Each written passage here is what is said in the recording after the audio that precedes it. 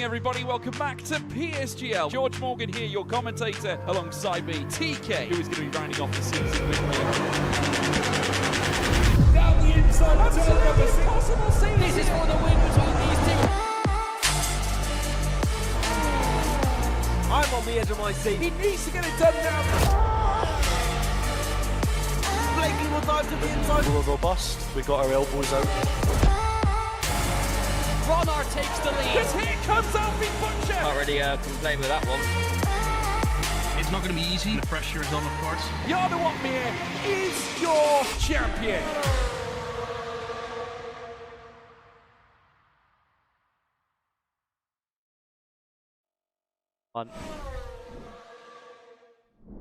Good morning, good afternoon, and good evening wherever you are in the world, and welcome to a new season of PSGL. That's right, we are here for season 43 of PSGL PCF2, and we are going to be in for an amazing season ahead, especially that we have the new F126 regulation as well. My name is Max Ring. I'll be taking you through this season's action alongside long-time F2 commentator and good friend of mine, Omi. How are you, Omi, on this Thursday evening?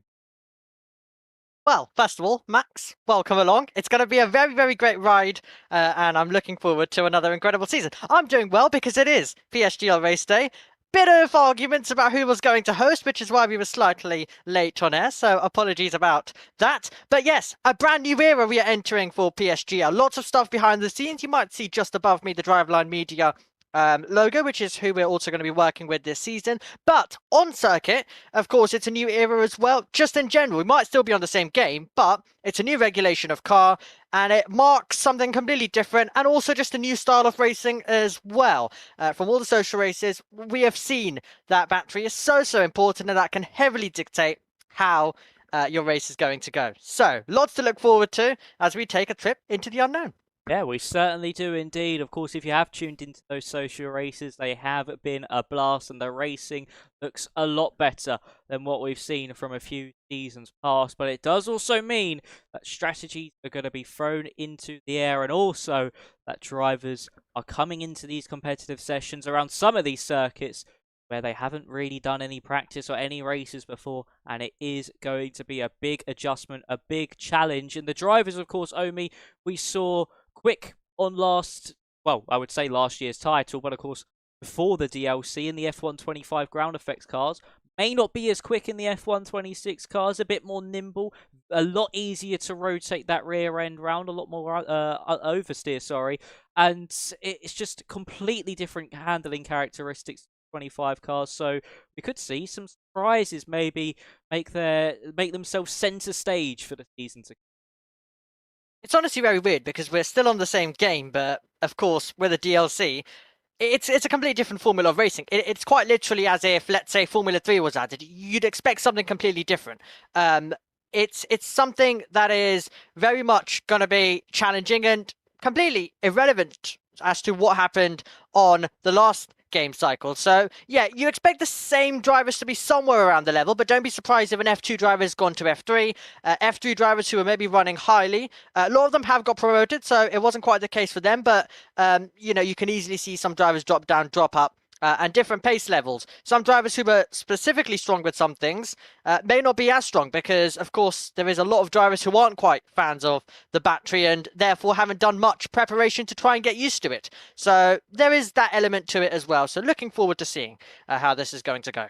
Yeah, very much looking at things. Drivers are just waiting to get underway for qualifying. They're just, of course, loading in session. We are here at Silverstone tonight, the birthplace of Formula 1, and it is going to be rather interesting. Of course, didn't feature last season, but the season before, reigning champion and also the last driver to win, Tony Hitala, took around this magnificent venue.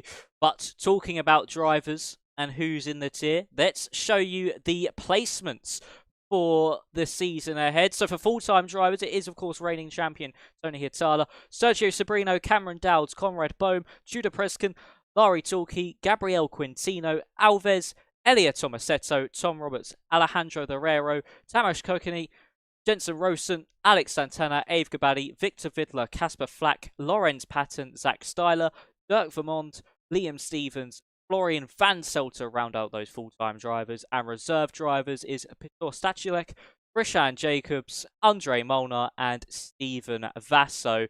So a very stacked grid here this season, should I say, Omi. It's going to be interesting. Who really catches your eye, though, from this grid?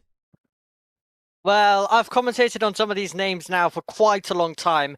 I mean, quite literally, myself and Max last commentated full-time together back in F5 Season 35. We've even got a driver from that grid here as well in terms of Victor Ridler. So always nice when you get to commentate on some of the drivers you haven't for a while. You've got some returnees. Rishan Jacobs took a season out. Stevens took a season out. Van Zelter took a season out. So they're very much coming back into it, but they are big names when it comes to F2. Tony Hietala, well, the reigning champion. As you mentioned, the driver who last won a race around when we ran a race around Silverstone on the last game, part 1. Sergio Sabrino, you've always got to keep an eye on him. He's also had some success around here. So we've got lots of good names. I'd say your first row that you saw on screen, that is, your normal F2 drivers who've done a few seasons, who very much have found their feet at this level, and then the others who are going to be trying to get on that same level. But remember the disclaimer that we said earlier, that it's a whole different type of racing now, so that order can completely be changed, and if it is, then it shouldn't come as too much of a surprise. It certainly shouldn't. Indeed, of course, yes, as you mentioned, Victor Vidler has made a huge rise from a few seasons ago, was down in F5, was in F3 last season, has made that jump up to F2. Same could be said for reigning F3 champion Alex Santana as well. Lorenz Patton was also on that grid, so plenty of drivers making that step up to the F2 field. But drivers are now onto the circuit here for qualifying, so let's head trackside and see what we have in store this evening. Of course, we do have as well the overtake mode being installed in our straight line mode as well. No more DRS, but is going to be a rather interesting season ahead when it comes to those additions and also those lighter cars, less aerodynamics, maybe a little bit more, less affected, by dirty air, and tyres can also last for longer. First driver that's going to be starting a lap is going to be Rishan Jacobs in the Haas. So Omi, take us away around here at Silverstone. Oh, it's one of the magnificent circuits when it comes to the entirety of motor racing. We are on board with the Haas. Rishan Jacobs on his return back to the second tier, and a driver who very much today is making his 59th start at this level. He's done so many F2 races, and he's about to add another 11, he'll hope, to the list by the end of this campaign. We've just gone through Brooklands Corner, we're through Woodcut, and then it is a run down the old start-finish straight towards Copt Corner, a high-speed part of the circuit, and a part of the circuit where you're very much trying to keep it left originally, just to try and open up the line as you now get ready for Maggots, Beckett's, followed by the Chapel Curve as he flicks the car in, left, right, and hoping that it stays with him. Remember, these are banker laps at this stage, so we are very much in territory of just trying to get something on the board and then try and improve further from there. Remember, the battery is going to play such a big part as well in this session. You can see from the steering wheel that the battery very much gone by the time he gets to Stowe Corner for Rishan Jacobs. Gains a little bit more as he hits the brakes. This is a big breaking point of Vale, your final few corners on the circuit at Silverstone, and your first moments of seeing Season 43 in action, with Rishan Jacobs over the line. A 1 minute 26.582 is recorded on the board. Let's see, Max, where the rest of them will compare to that time. Yeah, let's see where the rest of the field do stack up. Florian Van Selter goes 2 tenths quicker than Rishan Jacobs. Of course, battery is going to be a big talking factor in these qualifying sessions. The Railroad to second, then it's Zach Styler to third, Molnar into fifth. Tony Hietala picking up right where he left off in Silverstone by taking that provisional pole away from Florian Van Selter by just under a tenth of a second. We've got one of the Alpines, I believe, making their way to the line. Yes, we do. It's Larry Tulke now making his way through the final corner. What has he got to offer? He goes into 6th fastest. We've still got both the McLarens, Achuda Preskin and Stephen Vasso, making their way through the Vale chicane. Stachulek up into third fastest. Here comes Preskin to the line. He goes up into fourth. Teammate of Stephen Vasso, only 12th fastest for him. Elia Tomasetto moves himself up into third place. Both Ferraris having a disappointing start to the session. They've had to really back off and go again for both Cameron Dowds and Tom Roberts. Some mistakes made on their laps. Here comes Dirk Vermond to the line. Of course, someone prominent on the console scene. So what can Dirk do as he comes to the line? He goes to 9th fastest, the exact same time match with Sergio Sabrino, and the last one across the line there seemed to be one of the fellow Mercedes cars. I believe that was of Alex Santana. It was, but all eyes now do turn to both of the Ferrari cars of Dowds and Roberts. What do they have to offer in those prancing horses? Tyres last a lot longer in qualifying, so you can do 2 runs on the same set. Round the final corner, on towards the Hamilton straight, over the line, and it's 11th for Cameron Dowds. As he sets the time, we're going to have to wait a little bit more for Victor Vidler, and that's going to be Tom Roberts now making his way over the line. He went into 12th, so directly behind Cameron Dowds. So 11th and 12th for them at the moment. Row 6 is where they have stacked themselves. By the way, just to summarise from earlier on, you were taking a look at the drivers that we're going to have racing this season. Santana, Gobadi, Vidler, Flack, Patton, Styler and Vermond are all making their PCF2 debut here today.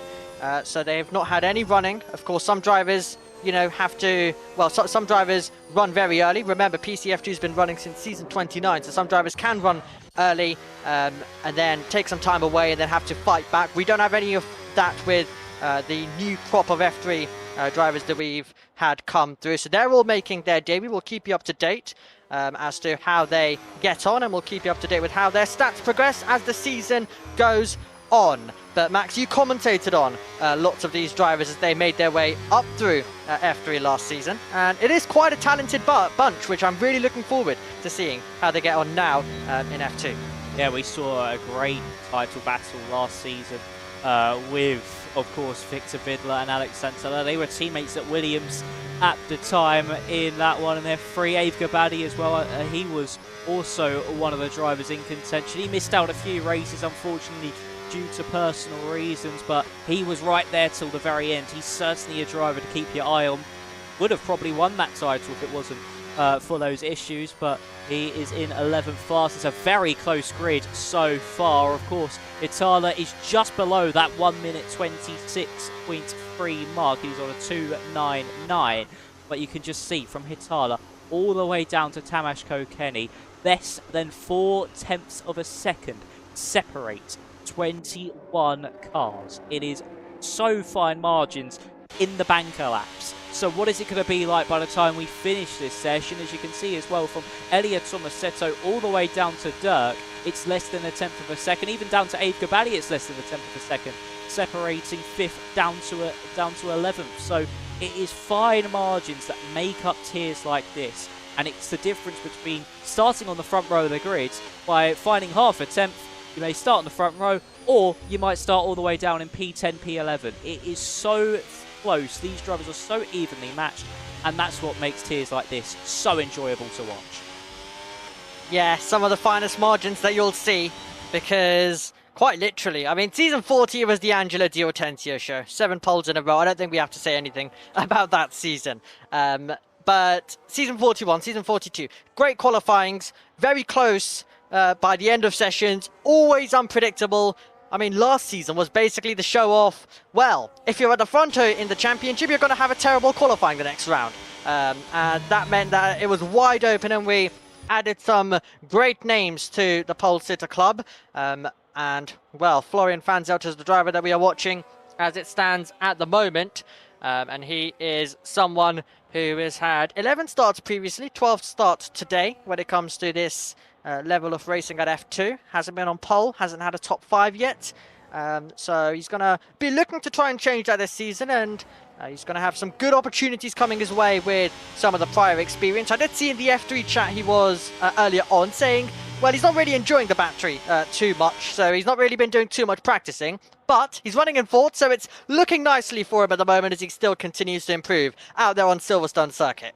Yeah, it certainly does indeed. We've not really spoke too much about the battery, but of course around a circuit like Silverstone, we saw it in the real life race as well. It's going to be very difficult to manage throughout the course of the next 26 laps after qualifying. It's even difficult to manage over one lap across the line for Van Zelter. Did not improve, lost time in that final sector, unfortunately. But it's going to be really difficult for these drivers, especially come into that race where they're going to be so focused on trying to be as flat out as possible to really be able to save that battery. And we've seen drivers as well take a slower line through Copse. They're not pushing this car to the limit. They're just slowly lifting through Copse corner, taking a narrower line to give themselves enough to have this burst out of Chapel all the way into Stowe and just give them some form of momentum and speed heading into this next right-hander, and then use the remainder of it down into the Vale chicane, so they're not derating, they're not just hemorrhaging time and clipping and all that momentum, and just trying to keep as much speed up as possible. Over the line here for Andre Molnar, a big improvement up into 5th fastest, and he was down in 20th. He found 2.5 attempts and put himself into that top 5, so it just shows how close these margins are. That was the Rero, I believe. No, it was going to be the Red Bull, or sorry, no, Pitchell Stechulek moving himself forward. He now goes onto provisional pole, so Tony Hietala has a little bit of work to do if he wants to reclaim that. 6 minutes and 45 seconds left to go, and these second runs are really just getting underway as a majority of the field are coming up to the line now. Would be a second pole in his F2 career if Stauchulek is able to get there, but well, he's going to have a hard job staying there, because in F2 you're going to constantly find improvements, you're going to constantly get drivers moving forward all the time. As we turn our attention over to Victor Vidler making his way down towards Vale, tries to drift the car in. Stauchulek, Hietala, Stevens your top 3 at the moment. Where's Victor Vidler going to be able to go? Sliding his way out of the final corner. It means he only improves by 0.5 of a second, so it puts him into 17th, but decreasing all the time as Patton goes to 10th, and that is the latest lap that we have had come into play. So plenty of drivers still yet to improve, but they're going to get that opportunity now, and then they'll have one final run as well right at the end of the session to try to do something. This is Liam Stevens as he comes over the line, and he now goes all the way to the top, and fastest of all. Great clap coming in from Stevens, a driver who won here in season 40. Yeah, lovely stuff there from Liam Stevens. Hietala was not able to improve on his lap time. Cameron Dowds now coming up to the line, currently 26.5, only improves to a 26.4, half attempt found himself into 17th fastest, so far occupying those P21 and 22 spaces. Of course, we do have 2 more drivers this season than usual. It's going to be Tom Roberts and Rishan Jacobs for now, and neither of them are on push laps at the moment. The Rero was able to move himself up into 4th fastest. Elia Tomasetto up into as well. As anybody really put onto a lap? I don't think they are. I feel like a lot of these laps are now over and done with. I say that one of the Mercedes cars just moved themselves further up. That was Dirk moving up into the top 10, 4 thousandths behind Andre Molnar. Had a nice improvement there, all the way down in 18th he was just before that improvement. But once again, some of these drivers just seem to be struggling, like Roberts, Vasso, even Cameron Dowds, which is a bit of a shock after some of the performance he's been able to put into, especially on those F1 25 titles. But it does show that there's difference in car, the difference in regulation here. Omi could potentially catch some drivers out until we get later into the season. Yeah, as we continue to progress with this qualifying session, we've had some great names over the seasons take pole around this Silverstone circuit. Tony Hietala, of course, being the latest. Angelo Di Ortenzio before that, Sergio Sabrino, who's on this grid right now. He's also had a pole around here. Thomas Ronha's had a pole in F2, so is Dylan Warren.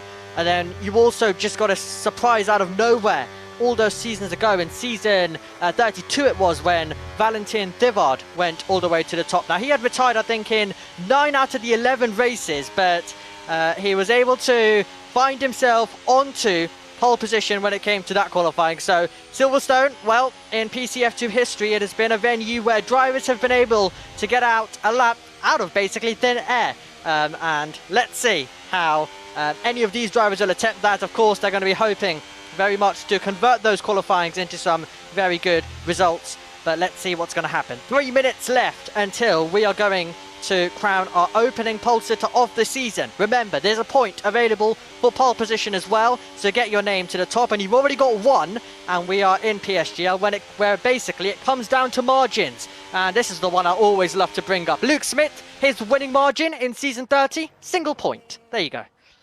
Exactly. These points do matter. I mean, it will matter all the way to the end of the season. Even if you're someone that may get front wing damage in a race, it's still worth for your own championship. So just stay out. See if there's a late safety car. Do not give up, because that point you may even find by finishing 10th come the end of the race could be that point that gives you the title. That is all it needs. That one little point. Florian Vanselter will be the one to get us underway here for the final runs. Got us underway for the second runs of the session. Underway for the final. Buying laps here of qualifying. 2 minutes and 10 seconds to go. Currently 7th fastest on a 26.387. We'll need to find at least 0.2 of a second if he wants to rival Liam Stevens for pole position. It's underway now as he heads in finish down to third gear, slowly pick that throttle back up as you then head into loop down to second, then maybe short shift on the exit of the corner, use all the circuit you possibly can and blast that battery as you now head down the Wellington straight into Brooklands corner. Got to a little bit of traffic you'll have to deal with throughout the remainder of this lap, down by 3 thousandths in the first sector. Hit that apex at Brooklands rather nicely, and now we'll take a narrow line through Luffield, a corner which many different drivers take very differently. Some go for a wider line, some pinch it on the inside. Now as we make our way through Cops, you'll see the clipping, just drivers aren't really using the circuit. It's not too much of a challenge like it was on previous titles. Then into Maggots, Beckett's, and then into finally Chapel. One of the most historic corners in motorsport. They will take it with sheer ease with Vanselter up by 400ths in the middle sector. This is tracking around about the same progress he did on that last lap before losing all the time in this sector, the final sector. Cars all over the road, left, right, wherever you look, they're going to be in the way, and they're going to be a visual distraction here for Florian Vanselter. He's navigated it quite well, but has he been able to keep up the speed, and has he been able to keep up the time? Across the line he comes. There is an improvement of half a tenth, but he stays 7th fastest. He dealt with that traffic rather well, and Conrad Bohm, he's down in the middle sector. Can he improve from 5th fastest? Answer about to come over the line. Second, front row as it stands for Conrad Bohm. But the order is still yet to change because everyone is going to be setting those rapid laps. Jumping on board now with Elliot Tomasetto through Stowe Corner and then all the way down towards Vale, hoping to just pick the break point and then all about sending it through the final corner, foot to the floor, over the line, and it's going to be up to 4th for him. So Stevens, Bohm, Stauchilek, your top 3 as it stands. Stauchilek currently running down, so he's not going to be improving. Tony Hietala is the one to watch though. Pole sitter here, season 41, looking to try and get pole in season 43. There wasn't a race here last season, so he's very much going to be looking to try and go back-to-back in the Aston Martin car. Rotates his way out of the final corner. It'll be on towards Hamilton Straight, and we're going to see whether the provisional pole sitter earlier on can go top by the end of the session. No, he's missed out, and he's 2nd place. It won't be another pole for him, and his list, well, he'll have to wait to add to it later on in the season. For now, all eyes on the other drivers, including Andre Molnar, through the final corner. Here he comes to the line. He lost time in that final sector. Will stay 10th fastest. Was up by nearly 3 tenths. Could have really rivaled Liam Stevens there for pole. Stachulek still down by 200ths in the middle sector. So at the moment looking like P5 is the best he can do unless he is a monstrous final part of the lap. So here we are then with Stachulek coming through the Vale chicane and then through Club Corner onto the Sir Lewis Hamilton straight. Across the line we go. Is it enough to take it away? No, but does move up to 4th fastest. Looking back at Dirk, because that's Stephen Vasso who gets a time when he needed it the most. He moves up to 5th fastest. It's the prancing horses on the back row. Here comes Dirk. He stays 15th. and Conrad Bowman, Elliot Tomasetto will both come back into pit lane with the sessions over and done with. And it's Liam Stevens who will take pole from Ave Gabadi, who starts second after the promotion. The reigning F3 champion starts his season off well. And for Ave Gabadi, spectacular stuff there in the V-Cup. Not reigning champion, sorry, was in that championship fight though.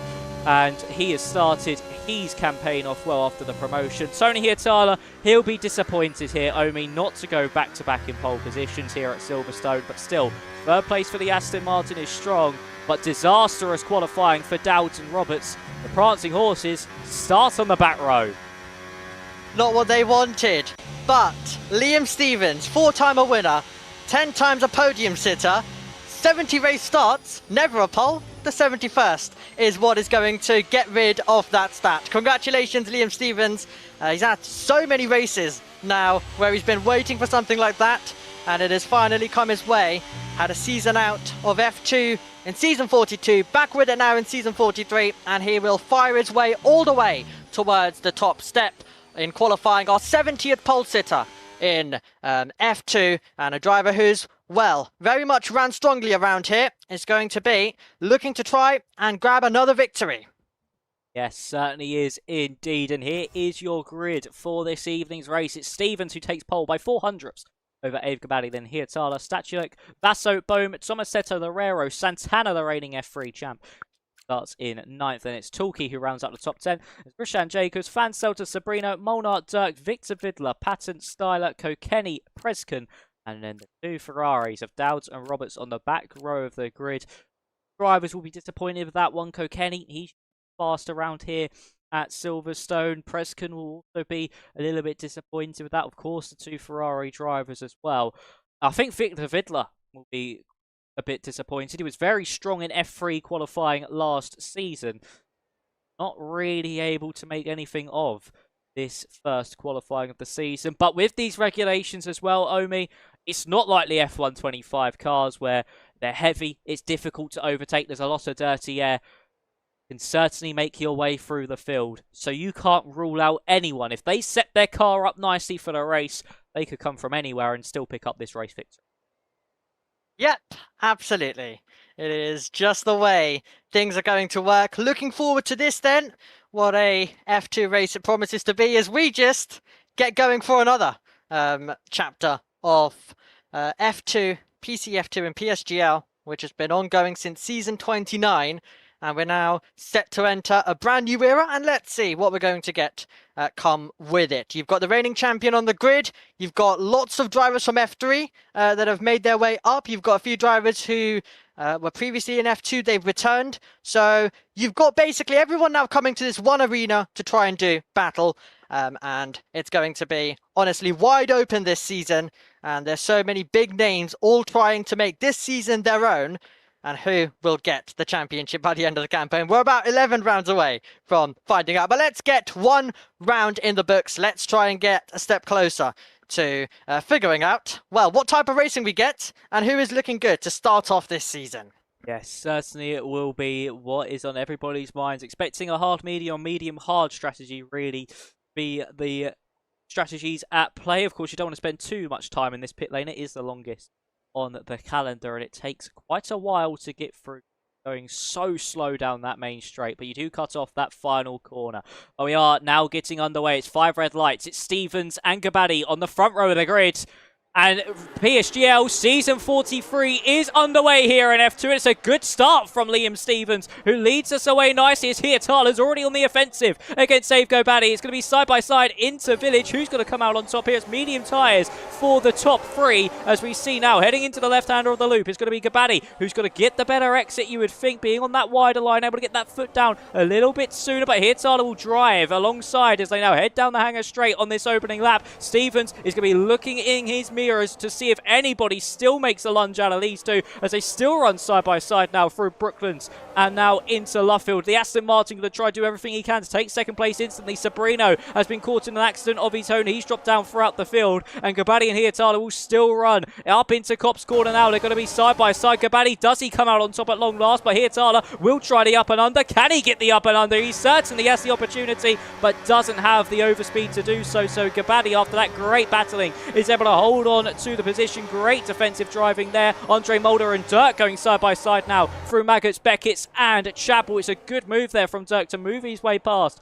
onto Andre Molnar as we make our way up into Stowe for the first time. Is there going to be any moves made up into this next right-hander? It's Dirk still trying to keep his position from Andre behind, and Molnar is actually now coming under pressure from Tudor Preskin, who's made his way up from 20th on the grid all the way up to 15th. As it's free wide now through Vale. Two cars spun round. That's Styler and Molnar round there in the background, and it is going to be Preskin who drops down to 14th, and here comes Styler to instantly go back on the offensive. It's Stevens who leads us away. He was able to hang on, as that's Molnar off in the background as well. But for Abe Gabadi, he had to go through some very strong defensive driving against Hitala Omi, and the midfield was chaotic as usual. Well, it is just PCF tier. Welcome back, everyone. Time for another season. Right, down the straight we go. Lap 2 out of 26. Stevens, Gobadi, and Hietala. Right now, the order was about to change, but that's just the different batteries. The different battery percentages meeting in the middle, and some drivers deploying at certain parts of the circuit, some others trying to preserve it at this stage. Stevens was able to maintain the advantage at the front. Gobadi, Hietala very much locked in a side-by-side, wheel-to-wheel battle as they made their way through. And then, by the time we got to Cops, it was finally resolved. But now the racing is very much going to continue as we're about to go down the Hanger Straight. Yes, the Hanger Straight, a great overtaking opportunity. Of course, battery is going to be the issue as these laps tick by, and it's going to be even harder to get the move done up into Stowe. But these are the opportunities we need to take maybe early on into these races. We'll bring up tyres in a few moments' time. I think Kokeni was also involved in that accident with Sabrino, because he came into pit lane for a suspected front wing change. Same could be said as well for Victor Vidler, as he dropped down throughout the field too. But no moves being made into Vale, but just how close all these drivers are running. We'll bring up the tyres now for you. It's mediums for everyone but the two Ferraris. They started on the hards. Of course, Kokeni would have started on the mediums, but he came in, of course, to fix that damage, and he went onto the hards, and Andre Molnar into the pit lane to change his front wings. That's a tap there from, that is, I believe, Elliot Tomasetto onto the back of Stephen Vasso, who's now trying to put some pressure onto Stachulek in front of him. But for Liam Stevens, it's been a very nice getaway at the moment in these opening 3 laps. Not been under any pressure here, Omi. Really just driving his own pace at the moment, but still a long way to go as the two Mercedes go to battle. Here we go, side by side. Vermont up against Alex Santana. And that is very, very tight stuff between the pair of them as we make our way down towards Cop's corner. And backing out of it is Santana, and a driver who's fought his way up through PlayStation. And now in PC, now in the second tier, currently running in 12th, as the drivers continue to get very, very close together. This is Fanzelta up against Rishan Jacobs, as it stands at the moment. And now down the straight we go. We jump on board with Florian Fanzelta, a driver who can be quite handy when it comes to overtakes. A great overtake, I remember, in Saudi Arabia, a couple of, well, on the last first part of the game cycle that we had. Let's go further back in the field. We'll find Tudor Presican trying to have his own version of an attack. Down the inside he goes, and he is going to be ahead of Alex Santana. And now Vermont very much is still there. Zach Styler's now joining the mix as well. They're all meeting in together on the circuit, and it's some great racing for all of us to enjoy. Certainly is indeed, as there goes Zach Styler to the inside and Santana to the inside as well as Preskin, as Vermont was done by both Preskin and Santana on that run down into Vale on that last lap. The different battery strategies really starting to come into play. And who's going to come out on top here? Preskin defending aggressively against Santana. It's to the outside, goes to Mercedes, there's contact. The McLaren sent into a half slide. He's been able to collect the car and keep it facing in the right direction, but he's dropped down a couple of places, and Zach Styler also capitalising on the carnage. Vermont was compromised slightly, and he's able to make his way through. So up into 13th goes the Aston Martin into a Mercedes sandwich. And the battery strategies really are starting to once again crawl all over one another. There goes Fanselter onto Jacobs. That's going to be Stephen Vasso off the road at Maggots. So something's happened to there for Stephen Vasso. Unfortunately, he's now dropped down through the field and down into 9th place. Forced Fanselter on to the grass, and that's allowed Rishan Jacobs to now try get the overspeed and go around the outside at So's. You can be able to pull this one off. It'll be very difficult to do. Steiner able to get back past on Santana, and Jacobs is now ahead of Fanselter, being a bit more aggressive into the braking zone. But it shows how important this battery usage is, how much it's going to yo-yo in these types of races here. Only as one person uses their battery, one person saves, and these drivers are going to be constantly swapping positions as each lap ticks by. That's exactly going to be the case, and then eventually we'll get into the pit stop phase of the race where things might just change up. Stephen Vasso having a bit of a tap there to the back of Alejandro Lerero. Now going to come under pressure from Rishan Jacobs. Jacobs trying to fight his way by. Does he use the battery to get through? The answer is no at this stage. Sits in behind as we make our way now down through Brooklands, but it's going to be all so close together between them through Luffield and now through Woodcote as we still jump on board with Jacobs to see whether he's got any form of a run. Andrew Molnar's day's over. He's retired in the pit lane and he will not be going any further in this race, unfortunately for him, and it is his second retirement when it comes to PCF2 on his 13th start. So not the way he would have wanted it to go.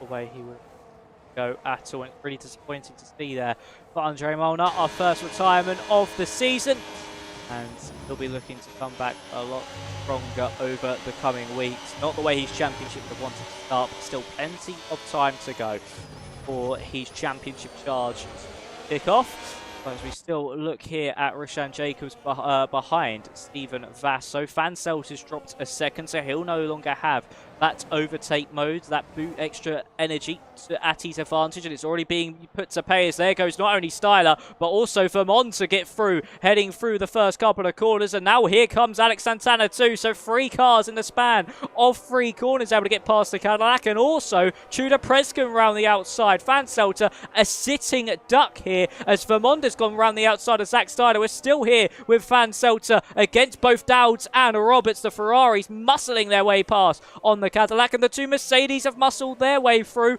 on the Aston Martin. So Santana and Vermont up into 11th and 12th, Roberts and Dowds to 15th and 16th, and Prescott is now all over the back of Zach Styler as well. So it shows how crucial that overtake mode is, that extra battery that you are able to charge and you're able to deploy, as Fanselter now drops behind Sergio Sobrino. He started this lap up in 11th place. He's already down to 18th halfway through, so he might even lose a place to Lorenz Patton come the end of the Hangar Straight. But it's a really poor lap here from Fanselter. Got his feathers ruffled and was not able to really get his composure back until now. And Vasso ahead of Alejandro Herrera, but he's crucially lost that 1 second as well. It's all kicking off. It's all happening here at Silverstone. When does it not? Stevens and Gobadi got very close together. Well, definitely getting close together and making contact down at Vale. That is going to be Roberts dropping down the order. It's an absolute mess at the end of the lap. It was contact with Zach Styler in the Aston Martin car, and that is going to be a disappointment for them, but they're all able to continue, and luckily we have not got any contact that's going to end anyone's races just yet, unless it's something internally and they're going to come in to retire as a result. We'll watch another overtake now as down the inside goes Tom Roberts after that moment, as he is able to fight his way back up through. Quite a lot of contact, I think it is fair to say, to start off this season as the drivers very much do battle. Kind of like what we just saw in the social races, to be fair. Yeah, it's just where everybody's I think they're still getting caught out by drivers, of course, being on different batteries, maybe lifting a little bit earlier than they expect. Of course, that's going to be a big part of this game as well, is the lifting to save the battery. And they're just not really able to deal with it well just yet. They get caught out and then slam the brakes, and then they lock up and go straight into the back of someone, or they end up locking their own rear tyres and starting to go around themselves. And Stephen Vasso once again off at Maggots, Beckett's and Chapel. So maybe he's another driver that just keeps getting caught out by the lifting, as he now drops down to 10th place. All that hard work he's just done has completely gone out the window. And unfortunately for the McLaren, has to make his way back up from 10th again. But he's really starting to struggle through that middle sector. As you see more drivers now into the pit lane. Rishan Jacobs, that was one of the Mercedes cars into pit lane. That's Alex Santana also into the pit. Sabrino picks up 10 seconds, and he's our second retirement of the evening. Unfortunate there for Sergio Sabrino to end his day early as well. Of course, a member of the newly formed Thibaut Courtois Esports, but at the front of the field, we've not seen much of it really as we've been focusing on the mid-pack. It's still Liam Stevens from Gabadi, Hitala, Stachulak and Tomasetto as the top 5, and the top 7 who have been able to break away from the field behind. So a 7-car battle for the race lead, all different constructors as well. So for Liam Stevens, he's still doing a good job out front. I wouldn't be surprised as we're nearing that pit stop phase. Those drivers behind get a little bit more feisty. Maybe some moves can be made. Down towards Cops Corner we go as we check in with Hietala on the back of Gobadi, who's also on the back of Liam Stevens. These three very much just running their races at this phase. But you've very much got a different type of drivers in that mix. Of course, the very experienced Liam Stevens. And then you've got the champion of Tony Hietala. And then Ave Gabadi, who was in a championship fight, but that was an F3. That's a late launch from Tony Hietala, a circuit that he comes alive at. Now he looks to try and make a move. It was a darts to the inside line. Won't be relevant now because they're both going to come in, Will Stevens and Hietala. So Gabadi will continue on once again, but we've reached the pit stop phase of this race now. So this is where things can change just a little bit.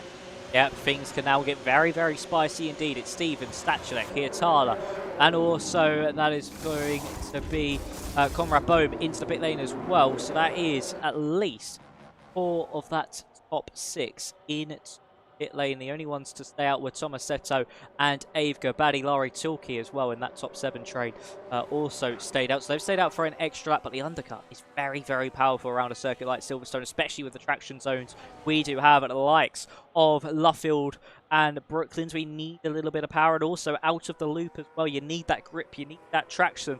And now we see Zach Steiner trying to go around the outside of Tudor Prescott through Luffield indeed. Is he going to be able to get the traction? Is he going to be able to get the drive off of the corners? We now head through Woodcote and up the hill into Stowe. Doesn't seem like there's a lot of elevation, but there is, heading up the hill into this right-hander. And it's going to be Prescott who just holds on there. But all eyes now turn to Tomasetto and also Ave Gabadi, who goes off the road on the exit of Chapel, and that is going to be a warning picked up. Of course, pick up 3 of those, you pick up a 3-second time penalty, and that is certainly a sign that Gabadi's tyres are certainly hitting that cliff, and he is going to come into the pit lane now. Expect Tulke and Tomasetto to also come into pit lane. They have.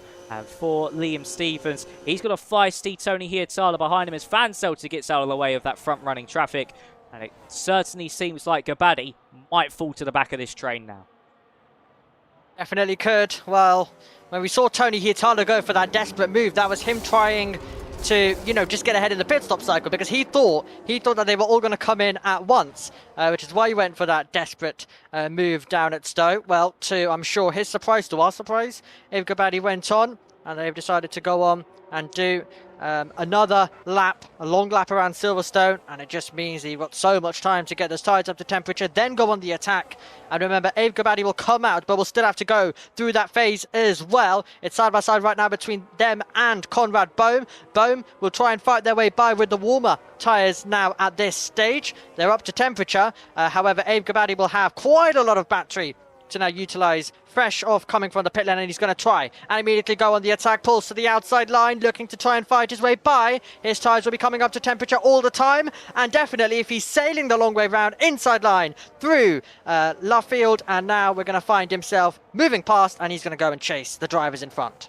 That was a very, very good move there from Ave Gabadi. It was a epic sequence of events there between the Red Bull and the V-Cup, but a lot of racing respect given between the two sister cars and the drivers of both parts of the Veloce Academy, who, interestingly to note, before we came into tonight's action, their fastest driver was actually one of their engineers. So they've obviously taken a few tips out of his book to get themselves this high up Yeah. the order. Victor Vidler comes into the pit lane. He's going to get off those medium compounder tyres as well. Only 10 laps done for a majority of these drivers, or actually 9 laps for the likes of Stevens, Hietala and Statula on those medium tyres. So those hards, they still should make it to the end. 16 laps should be possible on the hard compounder tyre, but certainly showing that tyre wear is very high in this generation of car around Silverstone. Of course, you're able to take them at least 12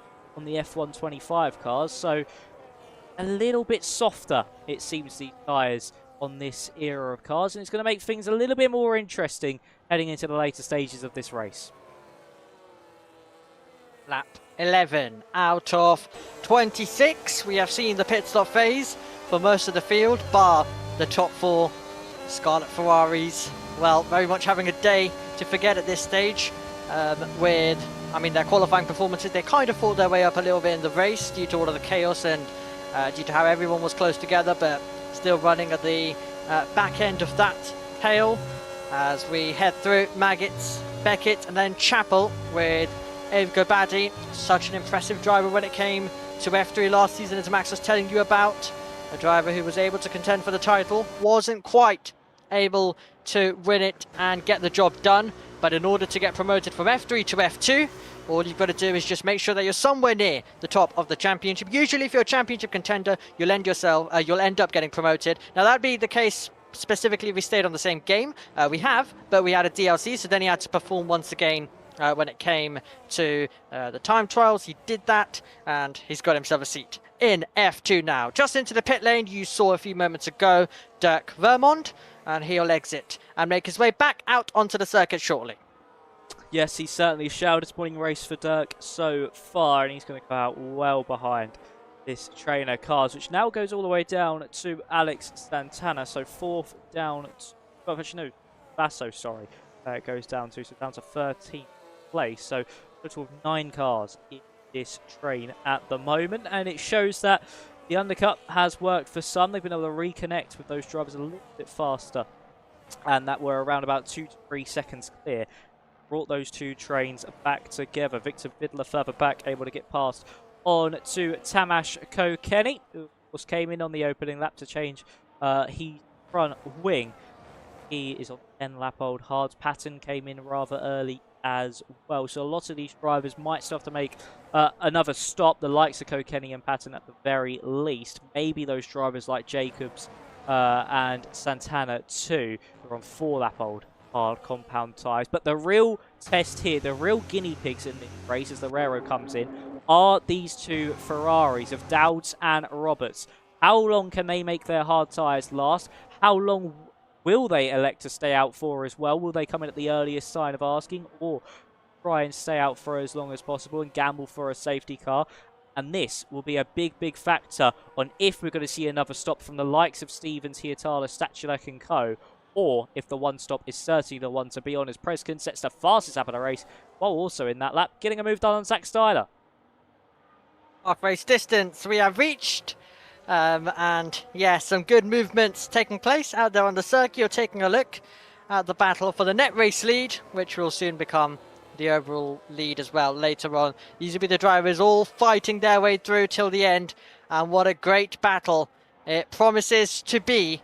Battery management is going to be key as to who's going to get over the line first on the 26th tour of the race. We've had some very special finishes in PCF2 before. Remember that drag race to the line where Luca Rapassa won his first F2 race all those seasons ago as well, and that was very much quite special in season 38.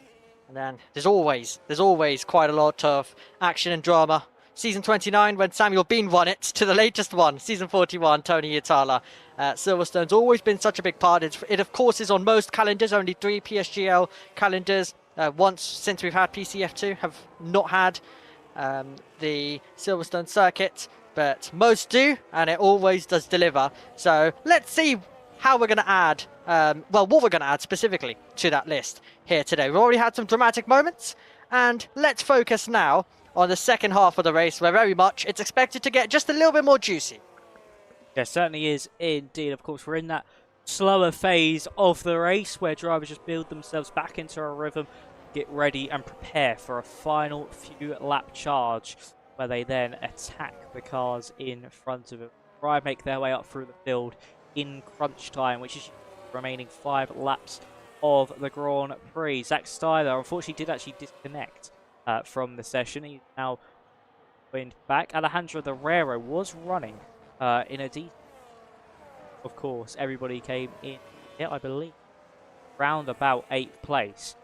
Now come out in 14th, well off the back of the train. So he's hoping those younger hard tyres can give him a somewhat resurgence and bring his way further back up through the field and have an opportunity to attack. Elliot Tomasetto has really dropped off as well. He's now 2 seconds behind Larry Tulke. Lost that second and has unfortunately lost the back of the train too. Further up, Ave Gabadi also is struggling to keep with the cars in front of him. So it seems like a couple of these drivers here, Omi, not liking this switch to the hard compounder tyres. It's ruined the balance of the car maybe. It just made it a bit more of a handful to drive. Of course, less traction and a bit more understeer. And it means that they're starting to struggle and not have the pace that they had on that yellow wall tyre, as both Santana and Jacobs are scrapping away with Steven Vassar. Still fights going on in a race that is toned down just a little bit, but it is always going to come alive. And it might be about to come alive now because we're going side by side in the battle for 4th. Stauchilek and Tony Hietala, not a lot of margin. They were side by side for a couple of corners. They're going to continue that down the straight. Stauchilek is ahead. Hietala pulls to the outside line, looking to try and keep his foot in. And very much a bit of a ding-dong going on there between the two of them. Thought at a point that they were going to collide, but just about avoided it. And luckily their cars are still in one piece as they battle over for what is going to be a net race lead fight with Liam Stevens, who is directly ahead, and the Ferrari still yet to make their pit stop. So they've got to make sure that they don't battle too much amongst themselves, because they could invite Liam Stevens to pulling away. And Liam Stevens will not need an invitation. He was our winner here, season 40, looking to try and become the first repeat winner for PCF2 around Silverstone. Yeah, certainly a stat love to hold. And yes, you do not give Liam Stevens to, of course, have an to run off into the sunset, into the horizon, because he will take it with both hands and you will regret it. Further back, Steven Vasso able to get past onto Rashan Jacobs. He's down 6 places from where he started. Our biggest gainers that have boxed is Tudor Preskin. He's up 7. Laurie Tilk up 2. Of course, Dowds and Roberts are both up by quite a few places because they've not come into the lane yet. Our biggest losers in this race, Florian Fanselter down 8, Alejandro Herrera along with Basso down 6, Gabadi's down 4. So a very difficult race for the likes of Vasso and Alejandro Herrera as well. But of course, Herrera is coming a little bit later on those younger tyres, and is looking to try and cement himself back up through the order. Tomasetto's lost another second cars in front, so he's really starting to struggle here, and he's holding up this train behind him with Santana, Vasso, Jacobs. And it's going to be really difficult for him to be able to hold on, especially with not having overtake. I think those drivers are just waiting for their time to strike. Herrera's not made too much progress here. Omi has he really on those younger tyres onto Preskin. He's brought it down by around about a second and a half over the course of those 3 laps. But at this rate, not even looking like a top 10 finish is going to be really possible for the Alpine. So maybe a big blunder there on the strategy front. Well, he's definitely got a lot of work to do and quite a few things to go his way. Tom Roberts comes in and picks up a 10-second time penalty for speeding in the pit lane. He hasn't pressed the retirement button, so I assume it was just a genuine mistake as he made his way in, and that is a day getting worse down there at Ferrari. But Roberts now will make his way back onto the circuit very, very shortly. But yeah, has had quite the up and down ride along with Cameron Dowds. But we've only got one driver still yet to make their pit stop. It is, of course, our race leader as we get ready to make our way onto the final laps of this race very, very soon. And it is a greatly poised race. It's a race that is very much set to be contested later on. Thank you for sticking with us. It is great to have your company here in the season opening race of PCF2, and take a look at how close Tony Hietala is to Stouchy, but choosing the wise route, and that is to stick behind, heading through Cop's corner. But it seems like Stouchy really beginning to struggle with that battery, so he might need to just save a little bit of that up, or Tony Hietala will drive on by. Hietala, of course, is very much focused on the driver who is leading this train, and that is to make sure that he does not pull away. Certainly is indeed, and look how much battery Hietala just used down into Stone. He's going to look for a lunge to the inside, so close to contact, and Hietala will try and get the exit, but Stachulek will surely have a bit more battery at his disposal. But who's more aggressive on the brakes? Dowd picks up 10 seconds, and it's Hietala around the outside through Vale. There's contact, and they collide. It is the Aston Martin and the Williams driver making contact. Ave Gabadi gets past Pitchor Stachulek and moves himself up into third place, but that has given Liam Stevens a wonderful opportunity to pull away. He's 1.2 seconds clear. Stachulek now to the outside of Ave Gabadi. There's more contact made between the Williams and another car. This time it's with the V-Carb Gabadi, who is trying to get a podium here on his promotion, after his promotion up into F2 from F3, and Gabadi is just going to win out on this drag race for now. Later on the brakes, and he is now all over the back of Tony Hietala. But for Liam Stevens, he must have been looking into the mirrors and having a big old smile on his face. Yes, there is still a long old way to go, but having a 1.6 seconds lead at this stage of the Grand Prix, and when he has looked untouchable throughout, it certainly is something he'll be happy about. And now as well, with Gabadi putting the pressure onto Hietala, more battling could ensue over that second place. The Haas driver in a wonderful position right now, Omi. Oh, that is an incredible place to be in. I mean, we mentioned earlier that it looked like it was about to boil over in the battle for second. It was close originally to that happening, and then it eventually did happen. Lots of risks taken nearer to, well, this lap that we've just had go by. And the last time that we made our way through this part of the circuit, and it's all meant trouble. That's going to be late on the brakes. Conrad Bohm finds himself into the side of Stouchy, trying to apply the power as well as Larry Tulke, and they're going to have a drag race on towards Hamilton straight. Banging wheels are the two drivers. So Bohm with the outside, Tulke with the inside. He's going to keep his foot in. They're going to bang wheels once again as they go through the opening turns of this circuit. Then you find yourself with the Williams still ahead, so they're having to be careful under braking to make sure that they don't hit the car ahead, and it is still going to be nose to tail between these two drivers. Now we arrive onto the Wellington straight. Still nothing to separate them. Inside line for Conrad Bohm. Laurie Tulke is going to be forced a long way round. Who's going to be latest on the brakes as we hit the next corner now? It's going to be the Red Bull. That is ahead as Laurie Tulke slides. We are getting some feisty battles that are still continuing now in these final stages. We certainly are indeed. And look at Liam Stevens out in front over the course of this last lap. It's now 2.5 seconds in the Haas driver's favour. He is certainly loving life at the moment at the front of this field. And this battling in amongst themselves is certainly helping. Especially also the fact of Gabadi and Hietala.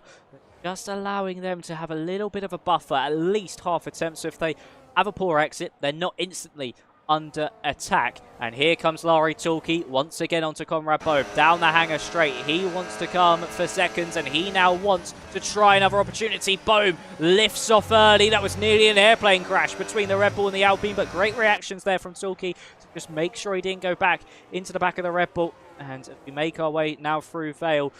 It's in lines between the two drivers. And this time Tulke not close enough for a side-by-side action down the Sir Lewis Hamilton straight.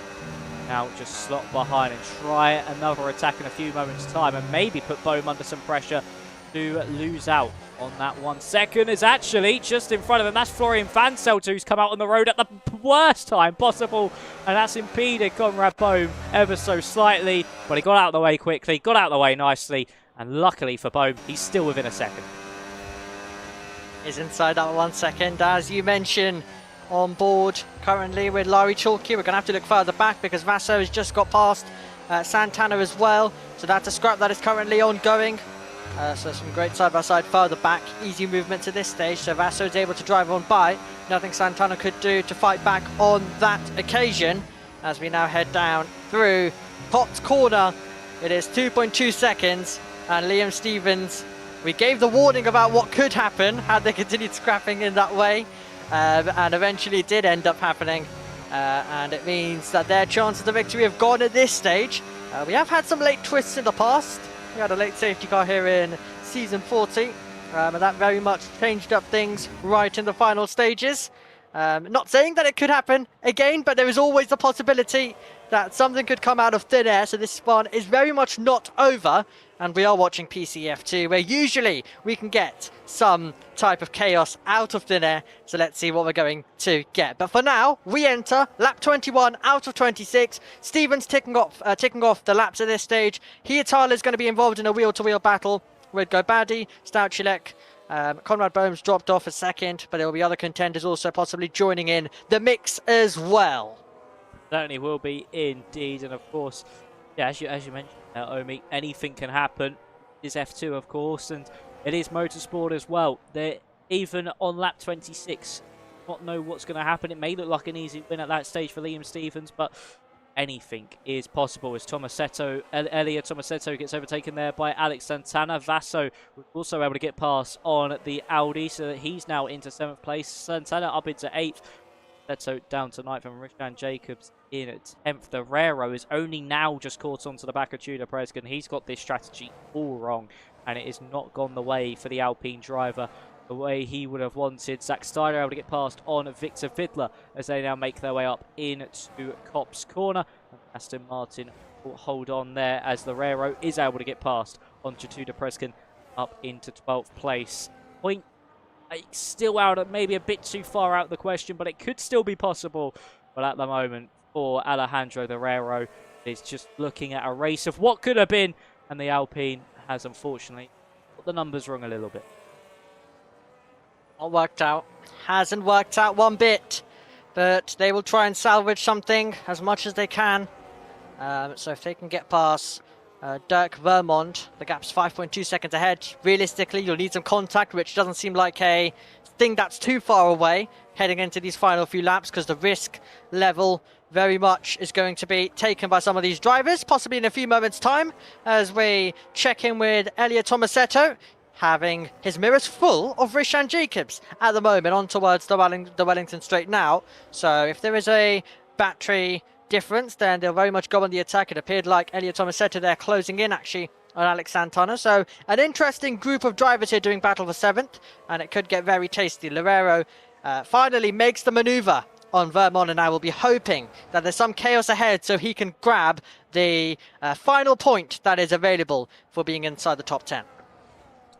Certainly will want something to happen as Larry Tilkey's finally able to get past onto Conrad Bohm, and he's up into 5th place now, but he's 1.3 seconds behind Seechuk. So this battle certainly keeps ebbing and flowing as the laps tick by, and Conrad Bohm is getting closer once again, but just not close enough into Stowe. Have to sit behind, but we'll have that extra battery, that extra boost from the overtake mode in that second, and Larry Tilkey tried everything he can into that final chicane and did get within a second, so he will have the overtake mode himself. That was really late on the brakes. Stop worrying about the battery saving and just went straight on the brakes, knew how important the overtake mode is, and got right within it. That was brilliant tactical thinking there from Larry Tilkey. Elia Tomasetto, he's now putting Alex Santana under pressure. Only a lap ago, it was Jacobs putting him under pressure. Tomasetto now all over the back of the Mercedes. He's going to look for a lunge into the loop. Well defended there by Santana, but the up and under might just be in the favour of the Audi. No, just wasn't able to squeeze his front wing down the inside. And here comes Rishan Jacobs as well. It's 3 cars down the Wellington straight. It was to the inside, then the outside from Elia Tomasetto. And he's just not brave enough on the brakes to hold it around the outside. And Santana lives to see another day in 8th place as Seechuk is now running side by side with Gabani up into Copse Corner.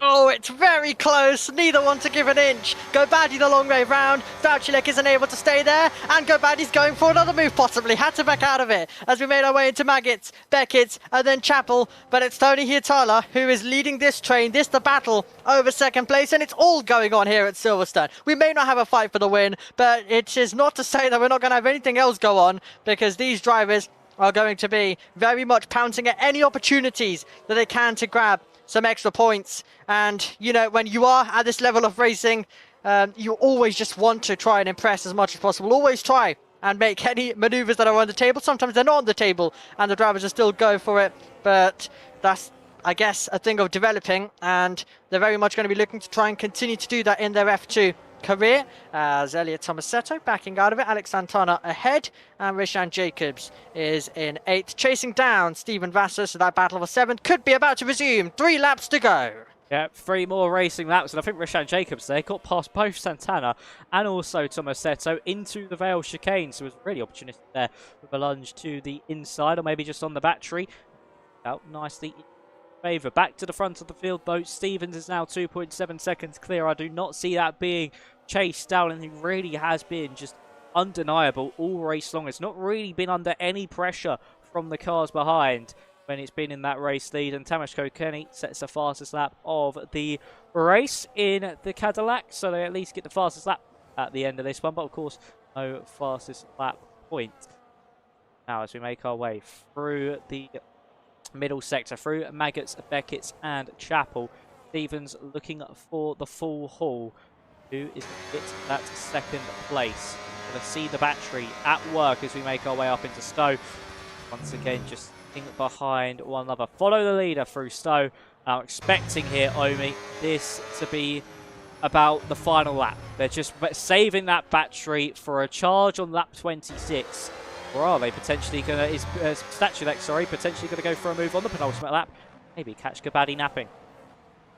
So many question marks. Can you use the battery? Can you try Bolt? Are you going to have enough left? And there's going to be trouble. Well, it's very much different things we consider. Might be on the same game, but the second part of it, there's very much different things you consider in terms of how these battles are going to go, as we now get ready to make our way on towards the Wellington Straight, so we can answer some of the questions, Max, that you were just asking in terms of, are we going to see anyone pounce on the penultimate? Are they all going to wait for the final lap? Of course, the Hangar Straight is always such a big opportunity on the final tour of the race, but you have to have the battery left. You've got to hope that your rival doesn't have as much to try and defend. Of course, you're going to get the overtake mode as well, because you'll be inside 1 second of the car ahead, so it's going to be so many games played right at the end of this one as we make our way through Copse Corner.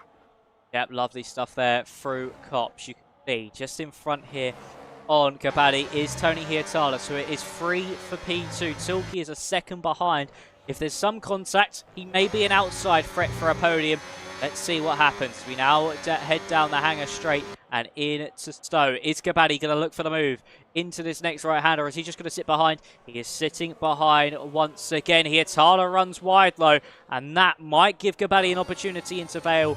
But no, he thinks better of it. This overtake mode is going to be so crucial. A little tap there, I believe, potentially from Seechuk onto the back of the V-carb. That's dropped the V-carb a little bit further away from Hietala, but the final lap begins now. Liam Stevens' race-winning tour will come to an end, but here comes Abe Gabadi onto Tony Hietala. Does he look for it into Village? He does, but he's just not brave enough on the brakes. But he might now try the run into the loop. Well defended by Hietala, placing the car perfectly in the middle of the road. And who's going to get their exit? Who's going to get the drive down the Wellington Straight? And will Gabadi now hold on? Of course, the extra battery will go into the hands of the V-carb as he looks to the outside line into Brooklyn's. Going to be extremely difficult to hold on to a move here. The car sliding as he tries to tip it into the corner. Nearly contact between the pair. The front wing just teetering on the edge of making contact with that rear right. But Hietala lives to fight once more as we make the way up into Copse. Is this going to be the opportunity for Gabadi? He looks to the inside, switches to the outside, but Hietala holds firm once more. Spectacular defending here from the reigning champ, but Gabadi gets it done, and here comes Seechuk as well. Seechuk to third, and Hietala drops 2 places in the transition between Copse and Maggots, and that could be the Aston Martin's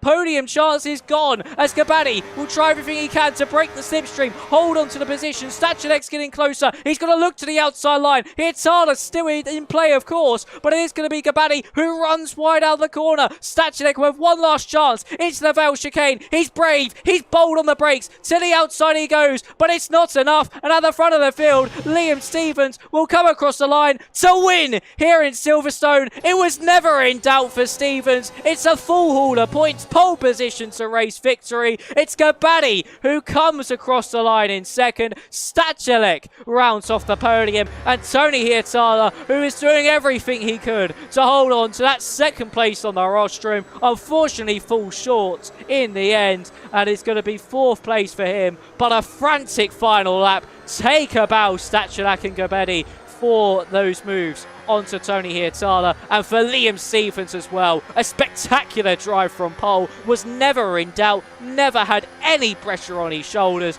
and the Haas driver takes the first victory of the season. What a way to return after taking a season out. That is absolutely incredible. Liam Stephens delivering once again. Our first repeat winner for PCF2 at Silverstone. And that is an absolutely incredible job. But that battle for second place was ongoing quite literally to the final corners of the last lap.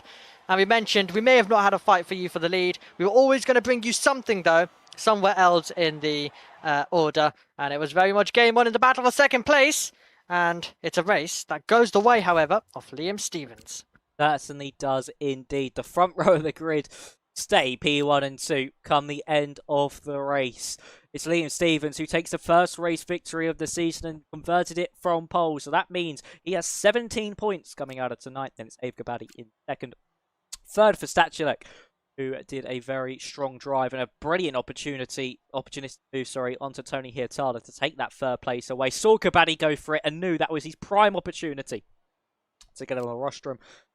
Exactly that. Laurie Talkie from 10th up into 5th. A great drive from him. Conor Rabone started 6th, finished 6th.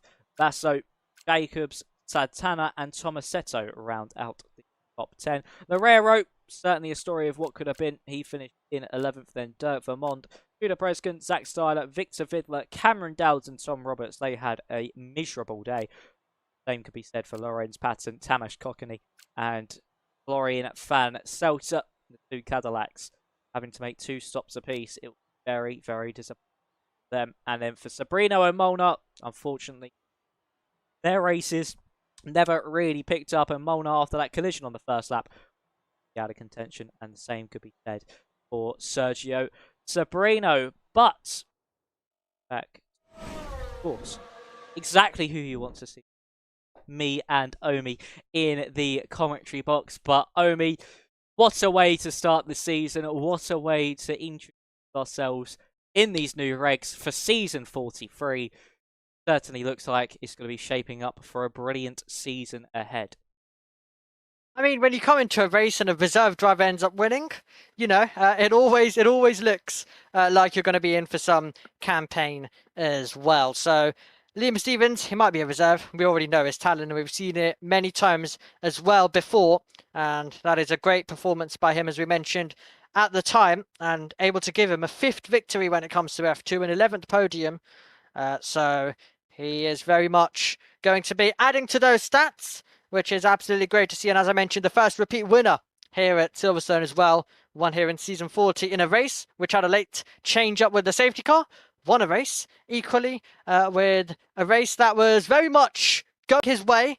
And it started going his way just a little bit extra, let's just say, in those final laps where we had the contact for second. And then they continued to battle for second, but he wasn't part of the scrap. He was enjoying himself on a nice Thursday drive to P1. Yeah, he certainly was. Capitalised on that carnage behind, that contact between Stachelic and Hietala coming out of Vale. And as soon as he got that 1 second buffer, you just knew he was going to be able to just pull away and just have that momentum to push forwards and even extend that gap. We said it only a few laps prior. If you give him that opportunity to go off and run away in the horizon, he will do it, and he will take it with both hands, and they did regret it. Here, Tala and Stachelic, that contact cost them any opportunity to get a race. So that is very disappointing for them. A good drive as well from Ave Gabadi, who is actually in the waiting room for an interview. So, Omi, shall we bring Ave in and get the thoughts of the man who finished second here to return on his promotion from to F3 up here in F2? A great way to start his campaign. Great way to introduce himself to the other drivers around him. Yeah, absolutely. I think we should. I think that is an absolutely brilliant idea, and I'll let you take it away. With speaking to a driver that you commentated last season on in F3. Indeed. Hello, Ave. Can you hear us?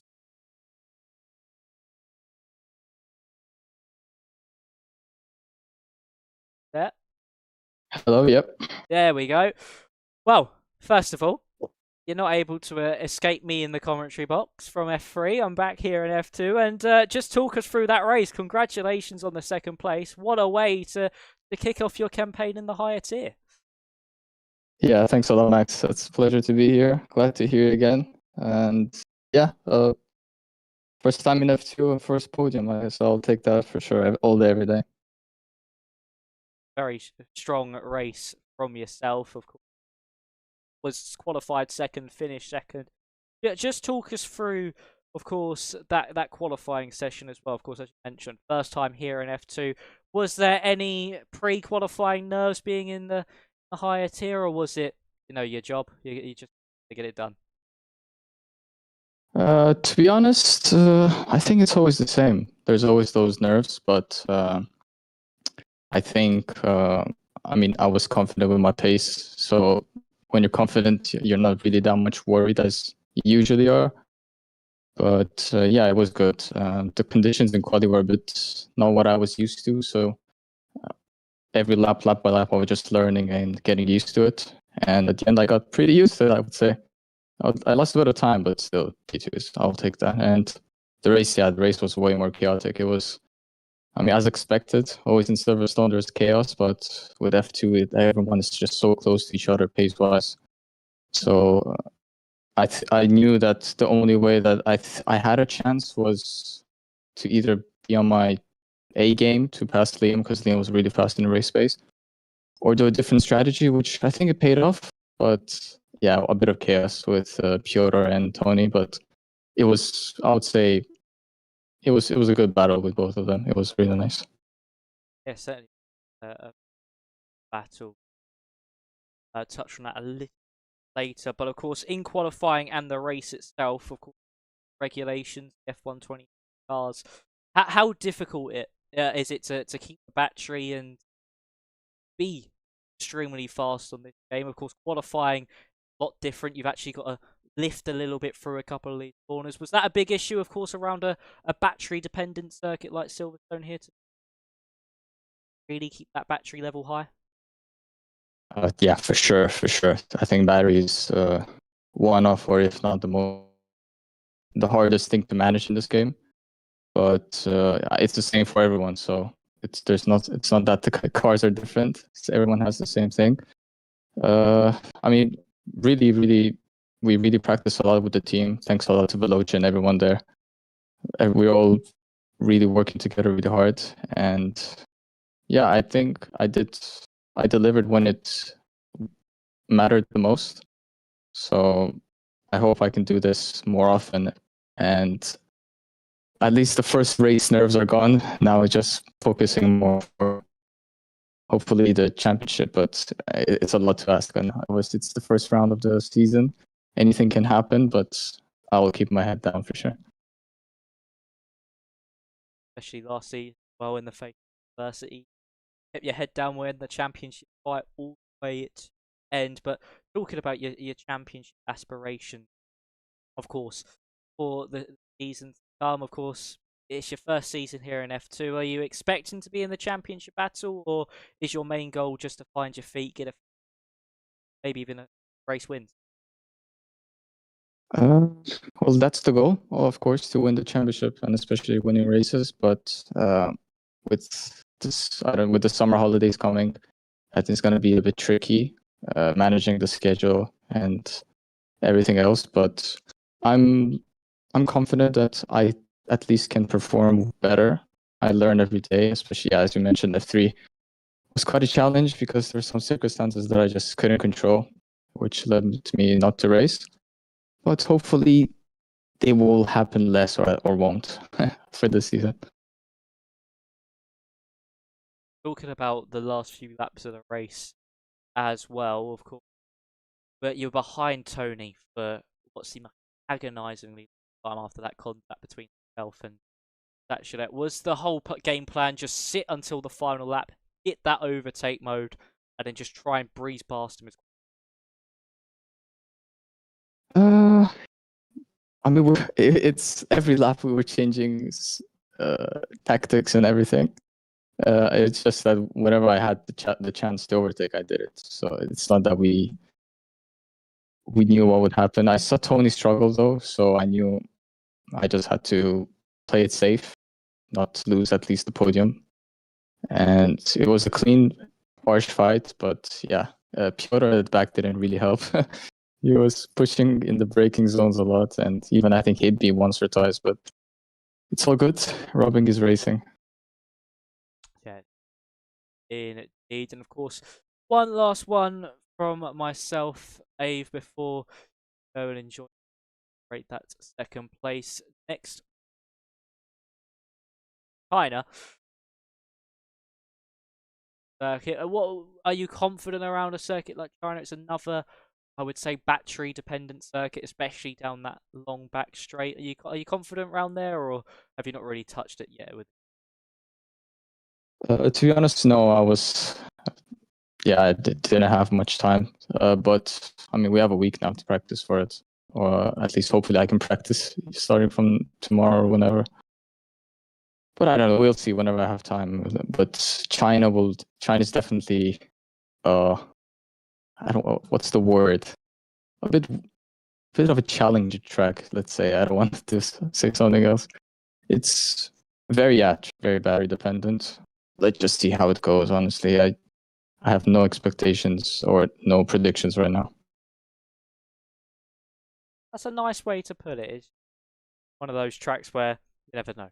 See what happens. It don't really get featured. Exactly. You don't know who's fast and who's not. But anyway, Ave, congratulations on the P night. Go enjoy the rest of your evening. Yeah, hopefully we see you back again next week. Yeah, thanks guys a lot. Appreciate it. Hope so. I hope the same. Yeah.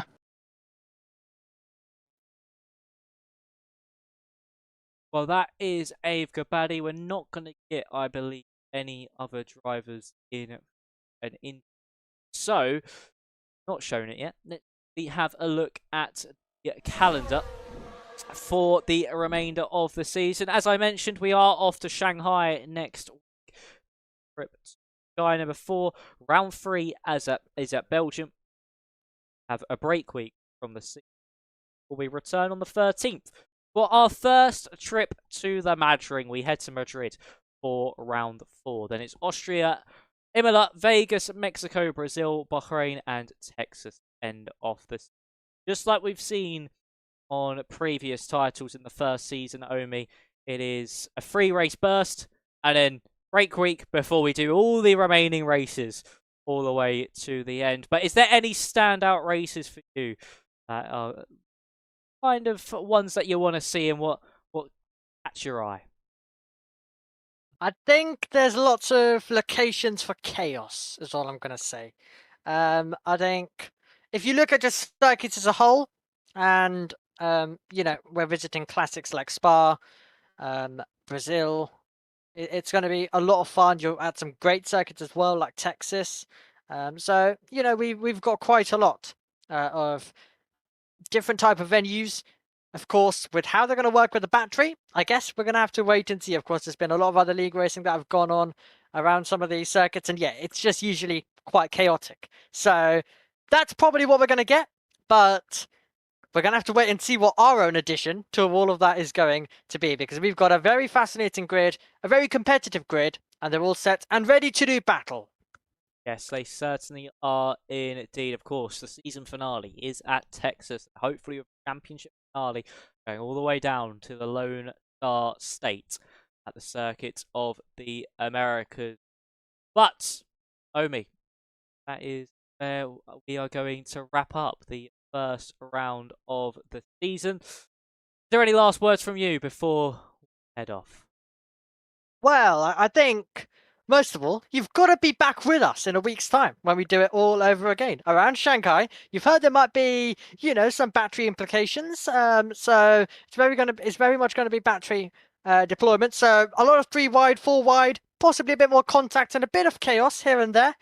So it might just be a typical PC F2 race. And then, of course, if you want to see more Silverstone racing, then Monday the PlayStation tiers are back and are running. So you can very much tune into that to see what type of chaos that they are going to get. So the Silverstone action is not done yet. It is for the PC side, and we will put all of our eyes on round number 2. And Max, I hope you have had quite a lot of fun making your full-time debut as well when it comes to PCF2, and quite the race as well, I think, to go with it. Oh yes, certainly a very good race to go with it. It's been a blast to kick off the campaign. Just like Omi said, make sure you join us next week at 8 PM UK time. And of course, make sure you tune into the PlayStation tiers on a Monday as well. If you haven't had enough of your PSGL racing fix yet, where you get best PlayStation talent that might eventually transfer their way to PC, like we saw with Dirk Vermont. But that's going to be all, ladies and gentlemen. Make sure you join us in a week's time as we head over to Asia. We head to Shanghai for round number 2 of the season. And maybe come back again and take a victory. Or are we going to see a full-time driver pick up the spoils? Could Gabaddi turn that second step on the podium? Race victory. All will be revealed next week, so make sure you tune in fast. But stay safe, stay well. Thank you all very much for watching. See you in a week. Thank you, and bye-bye.